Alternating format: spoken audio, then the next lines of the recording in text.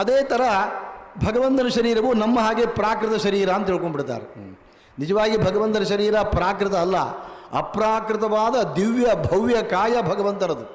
ನಮ್ಮದು ನಿಂದ್ಯವಾಗಿರತಕ್ಕಂಥ ಜಡವಾಗಿರತಕ್ಕಂಥ ಭಗವಂತನ ಶರೀರ ಆ ಥರ ಅಲ್ಲ, ಅದು ಜ್ಞಾನಾನಂದಾತ್ಮಕವಾಗಿರತಕ್ಕಂಥ ಶರೀರ. ಆದರೆ ಲೋಕದ ಜನರು ಏನು ಮಾಡ್ತಾರೆ ಅಂತಂದರೆ ಬೇರೆ ಬೇರೆ ವ್ಯಕ್ತಿಗಳ ಶರೀರ ನೋಡ್ತಾರೆ. ಆ ಎಲ್ಲ ನಮ್ಮಂಥವ್ರ ಶರೀರ ಎಲ್ಲವೂ ಕೂಡ ಅದು ಪ್ರಕೃತಿಯ ಗುಣಗಳಿಂದ ನಿರ್ಮಿತವಾದ್ದು, ಪ್ರಾಕೃತ ಶರೀರ ಅದು. ಅದೇ ಥರ ಭಗವಂತನ ಶರೀರ ಅಪ್ರಾಕೃತ ಅಂತ ತಿಳ್ಕೊಂಡ್ಬಿಡ್ತಾರೆ. ಭಗವಂತನ ನಿಜವಾದ ಸ್ವರೂಪವನ್ನು ಜನರು ಅರಿಯದೇ ಹೋಗ್ತಾರೆ. ಅದು ಅರಿಯದೇ ಇರಲಿಕ್ಕೆ ಕಾರಣ ಏನು ಅಂತಂದುಬಿಟ್ರೆ, ಈ ದುರ್ಗಾದೇವಿ ತನ್ನ ತಮೋಗುಣಕ್ಕೆ ನಿಯಾಮಕಳಾಗಿರೋ ದುರ್ಗಾದೇವಿ ತಕಡಲಲ್ಲಿ ಜನರನ್ನು ಕೆಡವಿದ ಕಾರಣ ಜನರಿಗೆ ಭಗವಂತನ ಸ್ವರೂಪ ಜ್ಞಾನ ಭಗವಂತ ಆಗೋದಿಲ್ಲ. ಸರಿ, ಈ ಮಾಯೆ ಇಂದಾಗಿ ಜನರು ತಿಳಿದು ಅಂತ ಹೇಳಿದ್ರಿ. ಮಾಯೆ ಏನು ಪರ್ಮನೆಂಟ್ ಇರುತ್ತಾ? ಸ್ವಲ್ಪ ದಿವಸ ಇರುತ್ತೆ, ಆಮೇಲೆ ತನ್ನಷ್ಟು ತಾನೇ ಹೋಗಿಬಿಡುತ್ತೆ, ಆಮೇಲೆ ಜನರಿಗೆ ಭಗವಂತನ ಜ್ಞಾನ ಬರ್ತದೆ ಅಂದರೆ ಮಮ ಮಾಯಾ ದುರತ್ಯಯ, ನನ್ನ ಮಾಯೆಯನ್ನು ದಾಟಲಿಕ್ಕೆ ಯಾರಿಗೂ ಕೂಡ ಸಾಧ್ಯ ಇಲ್ಲ. ಹಾಗಾದರೆ ದಾಟಲಿಕ್ಕೆ ಸಾಧ್ಯವೇ ಇಲ್ಲ ಅಂದಮೇಲೆ ನಿರಂತರ ಅಜ್ಞಾನದ ಕಡಲಲ್ಲೇ ಮುಳುಗಿರಬೇಕಾಗತ್ತಲ್ಲ ಅಂತಂದರೆ ಉಪಾಯ ಇದೆ. ಈ ಮಾಯೆಯನ್ನು ಪರಿಹಾರ ಮಾಡಿಕೊಳ್ಬೇಕು ಅಂದರೆ ಒಂದು ಉಪಾಯ ಏನು ಅಂತ ಅಂದ್ಬಿಟ್ರೆ, ಮಾಮೇವಯೇ ಪ್ರಪದ್ಯಂತೆ ಮಾಯಾಂ ಏತಾಂ ತರಂತಿತೆ, ಯಾರು ನನ್ನಲ್ಲೇ ಅನನ್ಯ ಭಾವದಿಂದ ಶರಣಾಗಿದ್ದಾರೋ, ಅಂದರೆ ಭಗವಂತ ನಮ್ಮನ್ನು ರಕ್ಷಿಸ್ತಾನೆ, ಭಗವಂತನಿಗೋಸ್ಕರ ನಮ್ಮ ಜೀವನವನ್ನು ನಾವು ಮುಡಿಪಾಗಿಟ್ಟು ಬಿಡೋದು. ರಕ್ಷತೀತ್ಯೇವ ವಿಶ್ವಾಸ ತದೀಯೋಹಂ ಇತಿ ಸ್ಮೃತಿ, ನಾನು ಭಗವಂತನಿಗೆ ಸಂಬಂಧಪಟ್ಟವನು, ನನ್ನ ಯೋಗಕ್ಷೇಮದ ಜವಾಬ್ದಾರಿ ಅಂತೇಳಿ ಭಗವಂತ ಸಮರ್ಪಿಸಿಕೊಂಡು ಬಿಟ್ಟರೆ, ಭಗವಂತನಿಗೆ ನಾವು ಸಂಪೂರ್ಣ ಶರಣಾಗಿ ಬಿಟ್ಟರೆ, ಆಗ ಭಗವಂತ ನಮ್ಮ ಯೋಗಕ್ಷೇಪವನ್ನು ನೋಡಿಕೊಳ್ತಾನೆ. ನಾವು ಆಗ ಈ ದುರ್ಗಾದೇವಿ ಏನು ಮೋಹದ ಕಡಲಲ್ಲಿ ನಮ್ಮನ್ನು ಕೆಡವಿದಾಳೋ ಆ ಮಾಯಿಂದ ಆ ಮಾಯಿಂದ ನಾವು ಪಾರಾಗಬಹುದು ಅಂತೇಳಿ. ಅಂದರೆ ಭಗವಂತನ ಭಗವಂತ ತನ್ನ ಮಾಯೆಯಿಂದ ಅಂದರೆ ತನ್ನ ಪತ್ನಿಯಾದ ದುರ್ಗೆಯಿಂದ ಏನು ಜಗತ್ತಿಗೆ ಅಜ್ಞಾನವನ್ನು ಉಂಟು ಮಾಡಿದ್ದಾನೆ, ಈ ಅಜ್ಞಾನದಿಂದ ಬಿಡುಗಡೆ ಪಡೆಯಬೇಕು ಅಂದರೆ ಒಂದೇ ಒಂದು ಉಪಾಯ ಅಂದರೆ ಭಗವಂತನಿಗೆ ಶರಣಾಗೋದು. ಯಾಕಂದರೆ ಭಾಗವತದಲ್ಲಿ ಉದ್ಧವನ ವಾಕ್ಯ ಇದೆ. ಉದ್ಧವ ಹೇಳ್ತಾನೆ, ಸ್ವಾಮಿ ತ್ವಯೋಬಂಧ ವಾಸೋ ಮಾಲ್ಯಾನುಲೇಪನಾಃ ಉಚ್ಛಿಷ್ಟ ಭೋಜಿನೋ ದಾಸಾಹ ತವ ಮಾಯಾಂ ಜಯೇಮಹಿ. ಸ್ವಾಮಿ, ನಿನ್ನ ಮಾಯೆಯನ್ನು ನಾವು ನಿನ್ನ ದಾಸರಾಗಿ ಸುಲಭವಾಗಿ ದಾಟ್ತೀವಿ. ದಾಸರು ಅಂದರೆ ಹೇಗಿರಬೇಕು? ಭಗವಂತನ ದಾಸರು ಅಂದರೆ ಹೇಳ್ತಾರೆ, ತ್ವಯೋಪಭುಕ್ತ ಸ್ರಗ್ಗಂಧ ವಾಸೋ ಮಾಲ್ಯಾನುಲೇಪನಾಃ. ಭಗವಂತನಿಗೆ ಏರಿಸಿರತಕ್ಕಂತಹ ಪುಷ್ಪವನ್ನೇ ಸ್ವೀಕಾರ ಮಾಡಬೇಕು. ನಾವು ಭಗವಂತನಿಗೆ ಮೊಟ್ಟ ಮೊದಲು ಹೂಗಳನ್ನು ಏರಿಸ್ತೇನೆ, ನಮ್ಮ ಹೂಗಳನ್ನು ಮುಡ್ಕೊಳ್ಳೋದು, ಹೂಗಳನ್ನು ಧರಿಸೋದು ಯಾವುದೂ ಮಾಡಬಾರ್ದು. ಭಗವದ್ಭಕ್ತರಾಗಿರ್ತಕ್ಕಂಥವ್ರ ಮುಖ್ಯ ಗುಣ ಅಂದರೆ ಯಾವುದೇ ವಸ್ತುವನ್ನು ಸ್ವೀಕಾರ ಮಾಡಬೇಕಾದರೂ ಮೊಟ್ಟ ಮೊದಲು ಭಗವಂತನಿಗೆ ಸಮರ್ಪಣೆ ಮಾಡಬೇಕು. ತ್ವಯೋಪಭುಕ್ತ ಸ್ರಕ್ ಅಂದರೆ ಮಾಲೆ.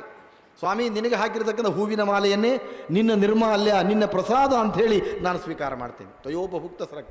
ಗಂಧ, ಸ್ವಾಮಿ, ಮೊದಲು ನಿನಗೆ ಗಂಧ ಹಚ್ಚುತ್ತೇವೆ ನಾವು. ಗಂಧ ಹಚ್ಚಿದ ಮೇಲೆ ಅದು ನಿನ್ನ ನಿರ್ಮಾಲ್ಯ, ನಿನ್ನ ಪ್ರಸಾದ ಅಂತ ಸ್ವೀಕಾರ ಮಾಡಿಕೊಂಡು ಆ ಗಂಧವನ್ನು ನಾವು ಹಚ್ಕೊಳ್ಬೇಕು, ಭಗವದ್ಭಕ್ತರಾಗಿರ್ತಕ್ಕಂಥವ್ರು. ಆಮೇಲೆ ಮಾಲ್ಯಾನುಲೇಪನಃ, ನಾವು ಮೊದಲು ಭಗವಂತನಿಗೆ ವಸ್ತ್ರ ಉಡಬೇಕಾದ್ರೆ ಮೊದಲು ವಸ್ತ್ರವನ್ನು ಭಗವಂತ ಸಮರ್ಪಣೆ ಮಾಡಬೇಕು. ಹಿಂದಿನ ಕಾಲದಲ್ಲೆಲ್ಲ ಹಬ್ಬ ಹುಣ್ಣಿಮೆ ಮೇಲೆ ಬಂದಾಗ ಹೊಸ ವಸ್ತ್ರವನ್ನು ಪರ್ಚೇಸ್ ಮಾಡ್ತಿದ್ರು. ಮಾಡಬೇಕಾದ್ರೆ ಮೊದಲು ದೇವರಿಗೆ ವಸ್ತ್ರ ಅಂತ ಒಂದು ತೆಗಿತಿದ್ರು. ಹಿಂದಿನ ಕಾಲದ ಪದ್ಧತಿ ಅದು ಕಣ್ಮರೆಯಾಗಿ ಹೋಗಿದೆ. ಯಾವುದೇ ಒಂದು ವಸ್ತು ತೆಗೆದುಕೋಬೇಕಾದ್ರೆ ಮೊದಲು ಭಗವಂತ ಸಮರ್ಪಣೆ ಮಾಡಬೇಕು. ಯಾವುದೇ ದವಸ ಧಾನ್ಯಗಳು ಬಂದುಬಿಟ್ರೆ ಮೊದಲು ದೇವಸ್ಥಾನಕ್ಕೆ ಕೊಡೋದು, ಹೀಗೆಲ್ಲ ಕ್ರಮ ಇತ್ತು. ಅಂದರೆ ಮೊಟ್ಟ ಮೊದಲು ನಮಗೇನೇ ಬರಲಿ ಅದು ಭಗವಂತನಿಗೆ ಸೇರಬೇಕು. ಯಾಕೆ? ಭಗವಂತ. ಆದ್ದರಿಂದಾಗಿ ನಾವು ಯಾವುದೇ ವಸ್ತುವನ್ನು ಸ್ವೀಕಾರ ಮಾಡಬೇಕಾದರೂ ಕೂಡ ಮೊದಲು ಭಗವಂತನ ಸ್ವೀಕಾರ ಮಾಡಬೇಕು, ಭಗವಂತನಿಗೆ ಕೊಡಬೇಕು. ಆದರೆ ವಾಸ ಅಂದರೆ ಬಟ್ಟೆ, ವಸ್ತ್ರಂ ಸಮರ್ಪಯಾಮಿ ಅಂತೇಳಿ ಈ ಗೆಜ್ಜೆ ವಸ್ತ್ರ ಮಾತ್ರ ಸಮರ್ಪಣೆ ಮಾಡೋದಲ್ಲ, ಬೇರೆ ವಸ್ತ್ರವನ್ನು ಭಗವಂತನಿಗೆ ಸಮರ್ಪಣೆ ಮಾಡಬೇಕು. ಮಾಡಿ ಆಮೇಲೆ ಸ್ವೀಕಾರ ಮಾಡಬೇಕು. ಅನುಲೇಪನ ಅಂದರೆ ಅನುಲೇಪನ ಬೇರೆ ಬೇರೆ ಪರಿಮಳ ದ್ರವ್ಯಗಳಾಗಲಿ ಯಾವುದೇ ಆಗಲಿ ಸ್ವೀಕಾರ ಮಾಡಬೇಕು ಅಂತಾದರೆ ಮೊದಲು ಭಗವಂತನಿಗೆ ಹೂವಿನ ಮಾಲೆ ಆಯಿತು, ತುಳಸಿ ಮಾಲೆ ಆಯಿತು, ನಾವು ಅದನ್ನು ಸ್ವೀಕಾರ ಮಾಡಬೇಕು ಅಂದರೆ ಭಗವಂತನಿಗೆ ಸಮರ್ಪಣೆ ಮಾಡಿ ನಾವು ಸ್ವೀಕಾರ ಮಾಡಬೇಕು. ಇಲ್ಲಿ ಕೆಲವರು ಪ್ರಶ್ನೆ ಮಾಡ್ತಾರೆ, ಈ ಥರ ಮಾಡಿ ಉಚ್ಛಿಷ್ಟ ಭೋಜಿನೋ, ಸ್ವಾಮಿ ಅದು ಉಚ್ಛಿಷ್ಟ ಭಗವಂತನ ನೈವೇದ್ಯ, ಅದನ್ನು ಆ ನೈವೇದ್ಯವನ್ನು ನಾವು ಸ್ವೀಕಾರ ಮಾಡ್ತಾ ನಿನ್ನ ದಾಸರಾಗಿರ್ತಕ್ಕಂಥ ನಾವು ತವ ದಾಸಾಹ ಮಾಯಾಂ ಜಯೇಮಹಿ, ನಾವು ಮಾಯೆಯನ್ನು ಗೆಲ್ತೇವೆ. ಭಗವಂತನ ಮಾಯೆಯನ್ನು ಗೆಲ್ಲಬೇಕು ಅಂದರೆ ಭಗವಂತನ ದಾಸರಾಗಬೇಕು. ಭಗವಂತನಿಗೋಸ್ಕರವಾಗಿ ನಮ್ಮನ್ನು ನಾವು ಸಂಪೂರ್ಣ ಸಮರ್ಪಿಸಿಕೊಳ್ಬೇಕು. ಯಾವುದೇ ಪತ್ರ ಆಗಲಿ, ಪುಷ್ಪ ಆಗಲಿ, ಫಲ ಆಗಲಿ, ಏನು ಸ್ವೀಕಾರ ಮಾಡಬೇಕಾದರೂ ಕೂಡ ಮೊಟ್ಟ ಮೊದಲು ಭಗವಂತನಿಗೆ ಸಮರ್ಪಣೆ ಮಾಡಬೇಕು ಅಂತ ಹೇಳಿ. ಕೆಲವರು ಕೇಳೋದುಂಟು, ಅಲ್ರಿ ನೀವೆಲ್ಲ ಹಣ್ಣು ಪದಾರ್ಥ ತಿನ್ನಬೇಕಾದರೂ ಅದನ್ನು ಭಗವಂತನಿಗೆ ಸಮರ್ಪಣೆ ಮಾಡಬೇಕು ಅಂತ ಹೇಳ್ತೀರಲ್ಲ, ಇದು ಯಾಕೆ? ಯಾಕೆಂದರೆ ಈಗ ನಾವು ಹಣ್ಣು ಸಮರ್ಪಣೆ ಮಾಡ್ತೀವಿ, ಇವೆಲ್ಲ ಹಣ್ಣು ಗಿಣ್ಣು ಎಲ್ಲ ನಾವೇ ಕಷ್ಟಪಟ್ಟು ಸಂಪಾದನೆ ಮಾಡಿ ಹಗಲಿರೋ ದುಡಿದು ಸಂಪಾದನೆ ಮಾಡಿ ಆ ದುಡ್ಡಿನಿಂದ ನಾವು ತೆಗೆದುಕೊಂಡ್ಬಂದಿರ್ತೇವೆ. ನಾವು ಕಷ್ಟಪಟ್ಟು ದುಡಿದು ಸಂಪಾದನೆ ಮಾಡಿ ಅದರಿಂದ ತಂದಿರತಕ್ಕಂಥ ವಸ್ತುಗಳನ್ನು ಭಗವಂತನಿಗೆ ಯಾಕೆ ಕೊಡಬೇಕು ಅಂಥೇಳಿ ಕೆಲವು ಪ್ರಶ್ನೆ ಮಾಡೋದುಂಟು. ಆದರೆ ವಿಚಾರ ಮಾಡಿದರೆ ಈ ಲೋಕದಲ್ಲಿ ಯಾವುದೇ ವಸ್ತುಗಳು ಕೂಡ ಅದು ನಮ್ಮದು ಅಲ್ಲವೇ ಅಲ್ಲ. ಯಾಕಂದರೆ ನಮ್ಮ ಕರ್ಮಾನುಸಾರವಾಗಿ ಭಗವಂತ ಆ ಪದಾರ್ಥಗಳನ್ನು ಕೊಟ್ಟಿದ್ದಾನೆ. ಇನ್ನು ನಮಗೆ ಯಾವುದೇ ಒಂದು ವಸ್ತು ಭೋಗಕ್ಕೆ ಸಿಕ್ಕರೆ, ಹೂವಾಗಿರ್ಬೋದು, ಹಣ್ಣಾಗಿರ್ಬೋದು, ಪತ್ರ ಆಗಿರ್ಬೋದು, ಅಥವಾ ಅದೇನು ಬಂದರೂ ಕೂಡ ಅವೆಲ್ಲ ಭಗವಂತನ ವಸ್ತುಗಳು. ಯಾಕಂದರೆ ನಮ್ಮ ಕರ್ಮಾನುಸಾರವಾಗಿ ನಮಗೆ ಅನುಭವಿಸಲಿಕ್ಕೆ ಭಗವಂತ ಅದನ್ನು ಕೊಟ್ಟಿರ್ತಾನೆ. ಭಗವಂತನ ಅನುಗ್ರಹ ಇಲ್ಲದೆ ಇದ್ದರೆ ನಮಗೆ ಖಂಡಿತವಾಗಿ ಆ ಪದಾರ್ಥಗಳು ಸಿಗಲಿಕ್ಕೆ ಸಾಧ್ಯವೇ ಇಲ್ಲ. ನಮಗೆ ಯಾವುದೇ ವಸ್ತು ಸಿಕ್ಕರೂ ಕೂಡ ಅದು ಭಗವಂತನೇ ಕೊಟ್ಟಿತ್ತು. ಆ ಭಗವಂತನಿಗೆ ಕೊಡದೆ ನಾವು ಸ್ವೀಕಾರ ಮಾಡಿದರೆ ಅದು ಡೈರೆಕ್ಟಾಗಿ ಪಾಪಗಳನ್ನೇ ಸ್ವೀಕಾರ ಮಾಡಿದಂತೆ. ಭಗವದ್ಗೀತೆಯಲ್ಲಿ ಕೃಷ್ಣ ಪರಮಾತ್ಮನ ಮಾತೇ ಇದೆ, ಭುಂಜತೆ ತೇ ತ್ವಘಂ ಪಾಪಾಹ ಯೇ ಪಚಂತಿ ಆತ್ಮಕಾರಣಾತ್ ಯಜ್ಞ ಶಿಷ್ಟಾಶಿನಸ್ತಂತಹ ಮುಚ್ಚಂತೆ ಸರ್ವಕಿಲ್ವಿಷಯೇ. ಪಾಪಾಹ ಯೇ ಪಚಂತಿ ಆತ್ಮಕಾರಣಾತ್ ಅಂದರೆ ಭಗವಂತನಿಗೆ ಯಾವುದೇ ಪದಾರ್ಥವನ್ನು ಸಮರ್ಪಣೆ ಮಾಡದೇ ತನ್ನ ಹಾಳು ಹೊಟ್ಟೆಯನ್ನು ಹೊರೆದುಕೊಳ್ಳೋದಕ್ಕೋಸ್ಕರವಾಗಿ ಗಬಗಮನೆ ಪಶುಗಳ ಹಾಗೆ ಯಾರು ಆಹಾರ ಪದಾರ್ಥಗಳು ಸ್ವೀಕಾರ ಮಾಡ್ತಾರೋ ಅವರು ಸ್ವೀಕಾರ ಮಾಡ್ತಾ ಇರೋದು ಆಹಾರ ಪದಾರ್ಥಗಳನ್ನು ತಿಳ್ಕೋಬೇಡಿ, ಅವರು ಡೈರೆಕ್ಟಾಗಿ ಪಾಪಗಳನ್ನು ಸ್ವೀಕಾರ ಮಾಡ್ತಾ ಇದ್ದಾರೆ ಅಂತ ತಿಳ್ಕೊಳ್ಳಿ. ಯಜ್ಞ ಶಿಷ್ಟಾಶನಸ್ತಂತಹ ಮುಚ್ಚಂತೆ ಸರ್ವಕಿಲ್ವಿಷಯೇ. ಯಜ್ಞ ಅಂದರೆ ಭಗವಂತ. ಆ ಭಗವಂತನಿಗೆ ಸಮರ್ಪಣೆ ಮಾಡಿ ಅಳಿದುಳಿದುದನ್ನು ಅವನ ಪ್ರಸಾದ ಅಂತೇಳಿ ಯಾರು ಸ್ವೀಕಾರ ಮಾಡ್ತಾರೋ ಇದನ್ನು ಕೂಡ ಬಿಡುಗಡೆ ಪಡಿತಾರೆ. ಅಂದರೆ ಭಗವಂತನಿಗೆ ಸಮರ್ಪಣೆ ಮಾಡಿದ್ರೆ ಅಲ್ಲ, ನಾವು ಕೆಲವು ಟೂರಲ್ಲಿರ್ತೇವೆ, ಆಫೀಸಲ್ಲಿರ್ತೇವೆ, ಏನೋ ತಿನ್ನೋ ಪ್ರಸಂಗ ಬರ್ತದೆ, ಏನೋ ಕುಡಿಯೋ ಪ್ರಸಂಗ ಬರ್ತದೆ. ಆಗ ನಾವೇನು ಮಾಡಬೇಕು ಅಂದರೆ ಕಡೇ ಪಕ್ಷ ಮನಸ್ಸಿನಲ್ಲಾದರೂ ಕೂಡ ಸ್ವಾಮಿ ಇದು ನಿನಗೆ ಸೇರಿದ್ದು ಅಂತ ಹೇಳಿ ಅನುಸಂಧಾನ ಮಾಡಿ ಸ್ವೀಕಾರ ಮಾಡಿದರೆ ಆ ಪದಾರ್ಥಗಳನ್ನು ಸ್ವೀಕಾರ ಮಾಡಿದ್ದರಿಂದ ನಮಗೆ ದೋಷ ಬರೋದಿಲ್ಲ.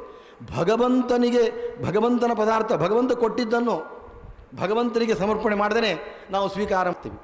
ಅದಕ್ಕೆ ಹೇಳ್ತಾರಲ್ಲ, ಕೆರೆಯ ನೀರನ್ನು ಕೆರೆಗೆ ಚೆಲ್ಲಿ ವರವ ಪಡೆದವರಂತೆ ಕಾಣಿರೋ ಹರಿಯ ಕರುಣದೊಳಾದ ಹರಿಸಮರ್ಪಣೆ ಮಾಡಿ ಬದುಕಿರು. ಎಲ್ಲವೂ ಕೂಡ ಹರಿಯ ಕರುಣೆಯಿಂದಲೇ ಪದಾರ್ಥಗಳು ಬಂದಿರ್ತದೆ. ಅದನ್ನು ಭಗವಂತನಿಗೆ ಸಮರ್ಪಣೆ ಮಾಡಿದರೆ ಅವನು 100 ಮಡಿಯಾಗಿ 1000 ಮಡಿಯಾಗಿ ನಮಗೆ ರಿಟರ್ನ್ ಮಾಡ್ತಾನೆ. ನಾವು ಭಗವಂತನಿಗೆ ಸಮರ್ಪಣೆ ಮಾಡಿದ್ರೆ ಪಾಪ ಭಾಗ್ಯಗಳೇ ಆಗ್ತೀವಿ. ಅದನ್ನೇ ಜಗನ್ನಾಥದಾಸರು ಹರಿಕಥಾಂಸಾರದಲ್ಲಿ ಒಂದು ಕಡೆ ಹೇಳ್ತಾರೆ, ಕುಟ್ಟಿ ಕೊಯ್ದುದ ನಟ್ಟು ಇಟ್ಟುದ ಸುಟ್ಟು ಕೊಟ್ಟುದ ಮುಟ್ಟಲಘ ಹಿಟ್ಟಿಟ್ಟು ಮಾಳ್ಪುದು ಶಿಷ್ಟ ಸಜ್ಜನರ ಬಿಟ್ಟು ತನ್ನಯ ಹೊಟ್ಟೆಗೋಸುಗ ಥಟ್ಟನುಣುತಿಹ ಕೆಟ್ಟ ಮನುಜರ ಕಟ್ಟಿ ಒಯ್ದು ಯಮಪಟ್ಟಣದಲ್ಲಿ ಒತ್ತಟ್ಟಿಲಿಡುತಿಹನು. ಹಿಂದಿನ ಕಾಲದಲ್ಲಿ ಆಹಾರ ಪದಾರ್ಥಗಳು ಕೊಯ್ಲಿಗೆ ಬಂದಾಗ ಆಹಾರ ಪದಾರ್ಥಗಳನ್ನೆಲ್ಲ ಕೊಯ್ದಾದ್ಮೇಲೆ ಅದನ್ನು ಸುಟ್ಟು ಅದನ್ನು ಬೇಯಿಸಿ ಆಮೇಲೆ ಭಗವಂತನಿಗೆ ಕೊಟ್ಟು ತಿಂತಾ ಇದ್ರಿ ಹಿಂದಿನ ಕಾಲದ ಜನ. ಈಗಿನ ಕಾಲ ಥರ ಡೈರೆಕ್ಟಾಗಿ ಯಾರು ಭಗವಂತನ ಸಮರ್ಪಣೆ ಮಾಡದೆ ತಿಂತಾರೋ ಅವರು ಪಾಪಗಳನ್ನೇ ಸ್ವೀಕಾರ ಮಾಡಿದ ಹಾಗೆ. ಹಿಂದಿನ ಕಾಲದಲ್ಲಿ ಆ ಥರ ಇರಲಿಲ್ಲ. ಪದಾರ್ಥಗಳು ಕೊಯ್ಲಿಗೆ ಬಂದಾಗ ಅದನ್ನು ಕುಟ್ಟಿ ಒರಳಲ್ಲಿ ಕುಟ್ಟಿ ಧಾನ್ಯಗಳನ್ನು ಕುಟ್ಟಿ ಅಕ್ಕಿ ಮುಂತಾದನ್ನು ತೆಗಿತಿದ್ರು. ತೆಗೆದು ಅದನ್ನು ಸುಟ್ಟು ಅದನ್ನು ಬೇಯಿಸ್ತಾ ಇದ್ರು.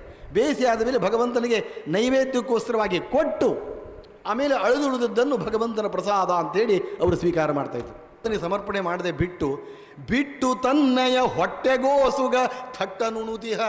ಕೆಲವರು ಬಾಳೆಹಣ್ಣು ತಿಂತಾ ಇರ್ತಾರೆ, ಗಬಗಬನೆ ತಿಂತಿರ್ತಾರೆ. ಯಾಕೆಂದರೆ ಬಂದರೆ ಇನ್ನೊಬ್ರಿಗೆ ಅರ್ಧ ಕೊಡಬೇಕಾಗತ್ತಲ್ಲ ಅಂಥೇಳಿ.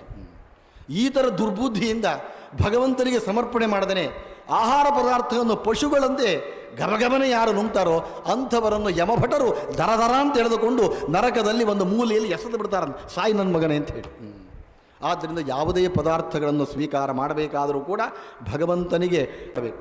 ಆದರೆ ನಮ್ಮ ಪದಾರ್ಥಗಳನ್ನು ಕಟ್ಟಿಕೊಂಡು ಭಗವಂತನಿಗೆ ಏನೂ ಆಗಬೇಕಾಗಿಲ್ಲ. ಆ ವಿಷಯವನ್ನು ತಿಳ್ಕೊಳ್ಳಿ, ಅವನು ನಿತ್ಯ ತೃಪ್ತ.